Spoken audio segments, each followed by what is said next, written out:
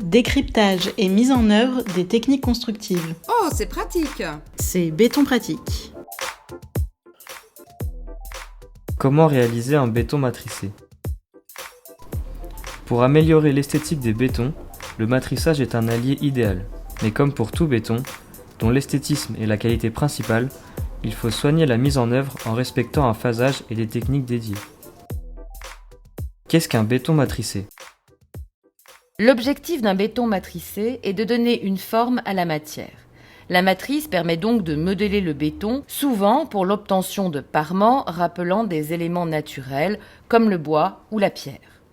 La matrice offre aussi la possibilité de créer des formes géométriques à la surface du béton. Les industriels proposent des créations sur mesure en fonction des besoins des clients, mais aussi pour répondre aux souhaits des architectes. Comment préparer sa matrice?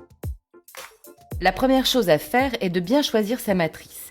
Il s'agit d'un moule amovible en polyuréthane dont la dureté et la souplesse doivent être adaptées au nombre de réemplois à effectuer, ceci allant en général de 10 à 100. Il faut ensuite préparer le coffrage sur lequel la matrice sera collée. Le support coffrant doit être propre, sec et dégraissé. Il peut être aussi poncé pour obtenir une planéité parfaite. Dans l'organisation du chantier, des coffrages sont mobilisés de façon spécifique pour les bétons matricés. À la réception de la matrice, sous forme de rouleau, il est nécessaire de la stocker à plat et de la laisser reprendre sa forme pendant 48 heures. Elle stabilisera ainsi son niveau dimensionnel, et passé ce délai, il convient de réaliser un montage à blanc afin de bien vérifier le plan de calpinage et les joints. Ensuite, la matrice peut être collée sur la surface coffrante avec le produit conseillé par le producteur de la matrice. Il est important d'éviter les surépaisseurs de colle afin d'éviter tout désordre sur le parement final. Il convient ensuite de lester de façon homogène la matrice sur toute la surface et de laisser sécher la colle durant 48 heures. Comment procéder au coulage du béton?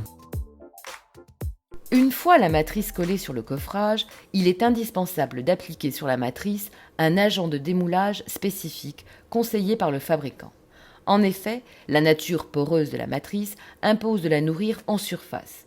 Pour cela, il faut appliquer au chiffon une cire en pâte. Cette opération doit être renouvelée tous les 10 à 20 démoulages. La dernière étape avant le coulage sera de pulvériser sur l'ensemble un agent de démoulage pauvre en solvant.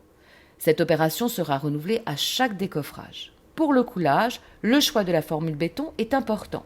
Il convient de réaliser de bons bétons qui suivent bien les contours de la matrice. Le béton sera donc fluide, au minimum un S4, voire un S5, et quelquefois un béton autoplaçant s'imposera. C'est la matrice qui dicte le choix du béton. Plus le dessin est complexe, plus les rainures sont profondes, plus le béton devra être fluide.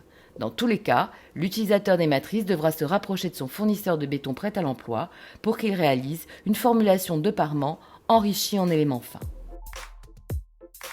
Quelle est la procédure pour le démoulage? D'un point de vue technique, le démoulage ne pose pas de problème particulier. Mais il est important de respecter un temps de séchage constant sur la durée du chantier. Dans les cas de matrices dites classiques, le phasage idéal étant de démouler le matin, d'enchaîner avec la préparation du coulage suivant et de couler les bétons en début d'après-midi. Ainsi, le temps de séchage reste le même pour chaque pièce. Pour pérenniser l'esthétique des bétons matricés, il conviendra ensuite d'appliquer une protection de type anti-graffiti ou encore une lasure qui, en plus d'assurer une protection, apportera de la couleur et mettra en valeur les reliefs du parement béton. Sujet réalisé en collaboration avec Benoît Bolland, directeur technique de GCP Applied Technologies. Retrouvez tous les épisodes de Béton Pratique sur acpress.fr.